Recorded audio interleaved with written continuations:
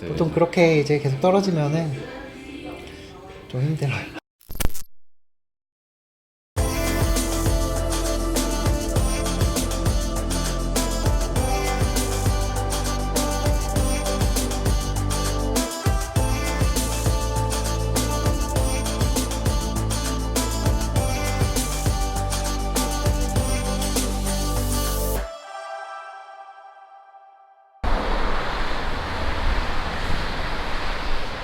저는 이제 마지막 퍼즐을 맞추기 위해서 간 거고 거기 그래서 저도 기억이 잘 안 났는데 여자친구는 그거 먹어요.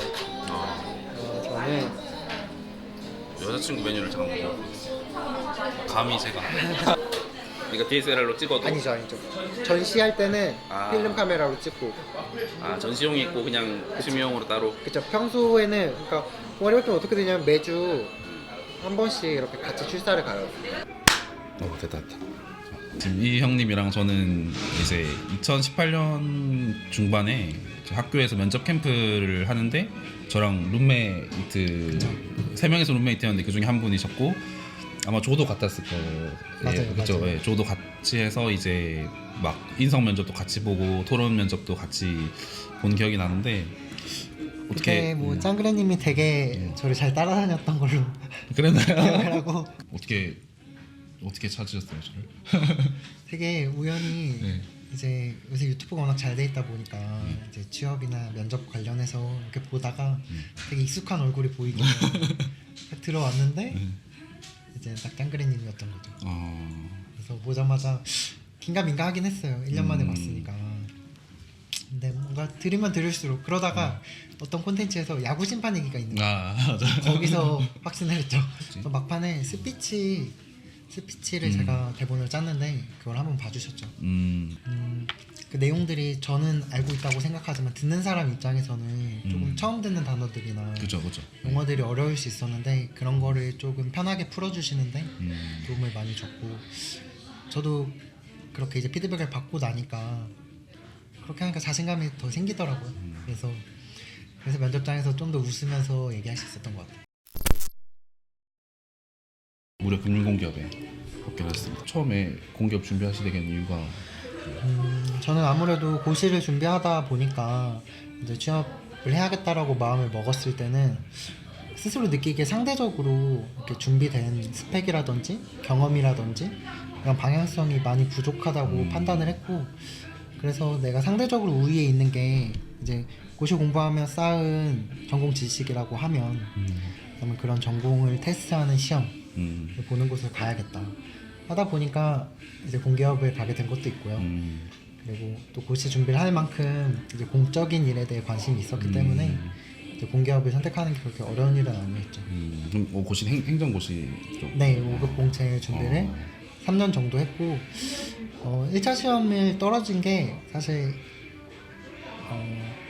길어지게 된 이유였어요. 그래서 2번 1차 시험을 떨어지고 비슷. 네. 세 번째에서 피셋을 통과했죠. 그래서 그때 자료 해석을 20점 정도 올려서 나름 자신감도 있었는데 그때 이제 2차 시험 떨어지면서 자신감을 완전히 잃고. 사실 그러면 거의 2년이 지나고 나서야 2차 시험에 그쵸. 간 거네요. 멘탈이 되게 많이 힘들었겠네요. 맞아요. 한 번 더 해볼 생각은 보통 그렇게 이제 계속 떨어지면은 좀 힘들어요. 그래도 그때가 좀 도움이 됐던 건 뭐냐면 이게 안 되는 걸 계속 붙잡고 있지 말아야겠다. 빨리 손절 빨리 하자. 빨리 손절을 하든지 아니면 어떻게든 되는 방법을 빠르게 찾아야겠다. 내가 그냥 한 번 더 하고 한 번 더 하고 한 번 더 하고 해서 그 한 번 더 하면 잘 된다고 생각하지 말자. 그냥 그런 거를 배울 수 있었던 시간이었던 것 같아요. 근데 지금도 잘했다고 생각하는 게 2월부터 취업을 확실히 준비를 해야겠다 생각을 해서 커멀이랑 커멀 A급이랑 토익 시험 봐서 점수를 그때 3월에 바로 땄거든요. 커멀 한 달 만에 이렇게 법 따셨네요. 그쵸. 왜냐면 2월 방학 때 뭐 하겠어요? 팁을 드리자면 인천 사이버 시민 교육센터라고 있어요. 인천 사이버 교육시민센터? 네. 거기서 이제 무료로 강의를 여러 가지 들을 수 있는데 거기서 커멀 1급 강의를 이제 무료로 듣고 커멀 1급을 합격할 수가 있었죠. 네. 제가 좋아하는 무료네요. 네. 그때 근데 영어 회화를 안 땄거든요. 그게 지금까지도 없어요. 그쵸. 저도 사실 컴만 안 따고 지금까지 없거든요. 근데 이게 왜 이게 형도 그렇고 저도 그렇고 왜 먼저 따라고 말씀드리냐면 이게 취준을 본격적으로 들어가고 나서는 막 한 달이라는 시간을 내기가 정말 힘들잖아요. 맞아요.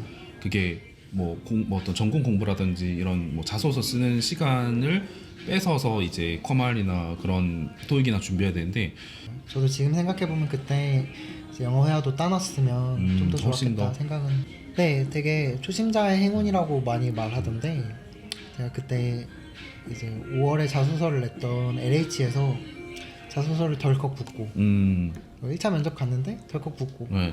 하다 최종 면접 붙어서 네. 좀 멀리 있는 진주까지 이렇게 내려갔었는데 그쵸. 네. 최종 면접에서 제가 항상 좀 그런 생각은 있었어요. 뭐 그렇게 대단한 거를 요구하겠어? 그냥 내가 하고 싶은 얘기 하면 되지 않을까? 라고 생각하고 면접장 가서 물어보면 물어보는 거 대답해야지. 그렇죠. 네. 그 마음만 네, 맞았어요. 갖고 있었는데 물어보는 게 대답이 안 되더라고요. 형님이 뭐 행시를 준비하시고 결국 전공을 하셨지만 그러면 계속 공부를 하신 거예요? 경제학은 손에서 놓지 않고? 아무래도 경제학 자체를 공부한 시간이 그렇게 적지는 않았죠. 고시 준비하면서 3년 동안 2차 공부를 계속했으니까 경제학 공부를 꽤 많이 해놔서 사실 경제학의 어떤 개념이라고 할 부분들은 거의 알고 있었고 특히 소위 말하는 이제 고인물 급의 그런 베이스였던 거네. 어차피 단일 전공 그대로 준비하신 거잖아요. 네, 경제학으로 단일 전공으로 이렇게 준비를 했고 물론 고시를 했기 때문에 이제 경제학 주관식을 보라는 그런 얘기들도 많았는데 제가 또 전공은 정치외교학과거든요. 그러다 보니까 경제학 대학 수업을 많이 듣진 않았어요. 그러니까 학원에서만 배운 경제학이다 보니까 실제로 주관식을 쓰다 보면 좀 스스로 애매하다고 생각을 했죠. 그래서 주관식보다는 객관식이 조금 더 적절할 거라고 생각을 했고 그게 이제 전공자들은 스스로 잘 못 느끼는데 그 비전공자가 봤을 때는 그게 또 차이가 있거든요. 그 짬에서 나오는 전공에서 나오는 그렇죠. 바이브가 있다. 그렇죠. 저도 정치학과다 보니까 친구들이랑 정치 얘기를 할 때도 이게 그래 조금 달라요. 보는 관점이라든지 그런 게. 그 비상경이라고 해서 이런 전공 진입에 두려워하시는 분들이 많잖아요. 근데 저는 그분들한테 맨날 뭐라고 했거든요. 형님 말씀대로 그런 조금 더 이제 유리한 부분은 확실히 있다고 볼 수 있겠네요. 통합전공에 뭐 그런 생각 없으셨나요? 좀 이렇게 선택지를 넓히기 위해서? 경영학이랑 법학해서 통합전공 하고 싶다는 생각도 많이 있었는데 네. 이제 아무래도 제가 준비하던 그 흐름 속에서 한번 슬럼프가 있었고 슬럼프를 극복하면서 이제 금융공기업의 목표로 정확하게 잡고 나서부터는 이제 경영이든 경제든 하나를 확실하게 해야 이게 금공을 들어갈 수가 있겠다 그렇게 생각을 하다 보니 통합전공은 좀 미련 없이 놓았던 것 같아요. 그쵸, 일반 공기업, 메이저 공기업까지 생각은 하지만 그래도 포인트는 금융공기업에 이렇게 맞추고 그 준비를 시작했어요. 제가 금공을 목표로 하게 된 이유 중에 하나는 당연히 금공이 좋은 회사라는 건 알고 있는데 제가 면접에 약한데 이게 필기를 낮은 회사를 이렇게 내려갈수록 오히려 필기는 더 쉽게 될 수 있겠지만 필기가 어려운 데를 가면 네. 그 사람들도 다 필기 공부하느라 좀 말 잘 못하지 않을까. 고시하다 오지 않았을까? 그렇죠. 다들 고시하다 오고 다들 필기 공부 열심히 했으면 나랑 비슷한 조건에서 면접 보지 않을까. 그렇죠.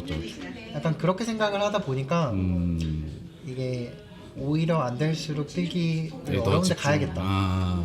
매도 먼저 맞자. 그렇죠. 그럼 실제로 그렇던가요? 금공만을 준비했으니까 그 하루 일과가 이제 보통은 뭐 필기 준비를 주로 하신 건가요? 그렇죠. 저도 막상 이번에 최종 합격하기 전까지는 금공 필기를 통과한 경험이 없기 때문에 그 이전에 일반 공기업에서는 경제학 필기를 여러 번 통과했던 경험은 있지만 금공에서 통과한 적은 없고 한 번 탈락했던 경험이 두 번이네요. 2번 떨어졌었거든요. 그래서 그러다 보니까 필기 준비에 필기 때까지는 최선을 좀 다하려고 노력을 했죠. 그러면 하루간 뭐 필기가 거의 한 80% 이상은 됐겠네요. 거의 100%. 100%. 근데 형이 또 되게 그 보신 책이 특이하잖아요, 사실. 그렇죠. 그 일반 구독자분들이 보시는 책이랑은 좀 많이 다르잖아요. 아무래도 저는 이제 고시 경험이 있다 보니까 경제학 개념에 대한 이해가 조금 있었고 그래서 객관식 시험 틀 그리고 객관식에서 나올 수 있는 킬러 문제들 그런 거에 초점을 좀 맞추고 이렇게 공부를 했었고요. 그러다 보니까 이제 기존에 봤던 뭐 황종의 트리니티 같은 고시 경제학 책들 굉장히 어렵습니다. 책이 뭐 좋아서라기보다는 그 익숙해서 그리고 살 필요도 없고. 그쵸. 내가 공부했던 내용이 거기 있고 그리고 아무래도 흐름이 거기 있다 보니까 기억도 뭐 다 그렇죠. 필기라든지. 그리고 공부라는 게 또 리마인드하는 게 중요하잖아요. 그렇죠. 그래서 회독이 중요하니까. 그런 측면에서 그 책을 이제 메인으로 보면서 그 CPA 교재 중에 하루에 끝내기, 하루 만에 끝내기, 학끝. 예. 학끝이라고 하죠. 그거 경제학 책을 구해서 거기서 좀 객관식 관점들. 객관식은 그냥 답이 바로바로 나오잖아요. 그렇죠. OX니까. 뭐. 그쵸. 그런 부분들 좀 보고 보완하고 그리고 시험에 임박해서 한 달 전 정도부터는 이제 CPA 경제학 기출 문제나 국회 8급. 국회 8급 그런 문제들을 보면서 조금 감을 익히려고 노력을 많이 했어요. 사실 이제 제 준비 방식이랑은 이제 완전히 안 겹치는 거죠. 왜냐하면 저는 이제 다이어트 경제학이라든지 이번에 책 리뷰 보셨나요? 네, 맞습니다. 그런 이제 뭐라 해야 되지 이렇게 처음 노베이스 기준으로 최적화된 교재를 준비했었기 때문에 확실히 형님이랑 저랑 완전히 이게 다른 스타일인 것 같은데 저는 그렇게 생각을 하는데 공부라는 게 꼭 문제를 풀어야만 그걸 아는 건 아니거든요.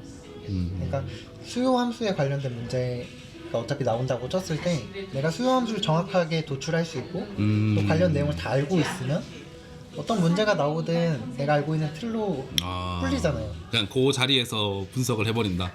그렇죠. 그게 이제 궁극적인 단계고 그러다 보니까 문제가 필요하면 그거 문제를 구해서 풀었고 근데 내가 이걸 어느 정도 알고 있다 자신감이 생기면 그 다음부터는 그 관련 문제는 좀 상대적으로 적게 풀고 그렇게 했던 것 같아요. 뭐 형님이 하신 말씀대로 이제 결국에는 책은 잘못이 없는 거잖아요. 그렇죠. 그거를 보는 사람과 이제 어떤 스타일로 공부하느냐가 중요한 거지 책 자체는 그렇죠. 그래서 경제학을 공부하는 데 있어서 시간을 훨씬 많이 썼고 그리고 그렇게 테크니컬한 부분, 기술적인 부분 실제로 문제가 어떻게 유형으로 나오는지는 이제 막판에 한 달 정도 이렇게 하면서 했고 그리고 공기업의 경우에는 기간마다 문제 유형이 사실 천차만별로 너무 달라요. 그렇죠. 예. 어떤 데는 똑같은 객관식이어도 한 줄이 막 두 줄씩 될 정도로 막 길게 문제를 내는 경우도 있고 그리고 어떤 데는 선지가 증가한다, 감소한다 알 수 없다. 알 수 그쵸, 없다. 알 수 없다. 이렇게 간단한 경우도 있기 때문에 그렇게 이제 하나하나에 집중하기보다는 평소에는 경제학을 공부한다는 마음으로 했고 그리고 그 기업 시험 보러 가기 그 전주 일주일 정도는 이제 그 기업 스타일에 조금 신경을 써서 만약에 단일 전공을 준비하시거나 좀 이제 시간이 좀 여유가 있으신 분들은 확실히 형님처럼 준비하면 훨씬 더 폭넓게 그렇게 활용이 가능하겠네요.